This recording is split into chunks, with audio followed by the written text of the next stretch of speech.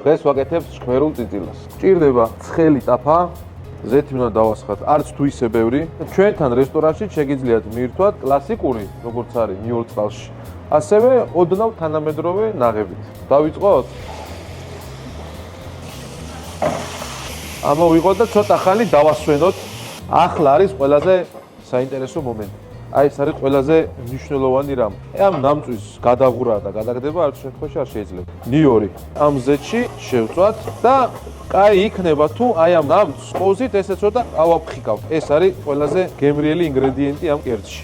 მე მაგალითად უმატებ კიდე ქათმის ბულიონს აი ამ დროს. ეს ბულიონი კიდე იმ ნამწს აიღებს. მთელი გემო არის ეხლა აი აქ, აი. ახლა დავუმატოთ ნაღები. არ არის აუცილებელი იყოს აი ძალიან თეთრი. აი სადღაც აი ესეთ ფერი უნდა გამოვიდეს.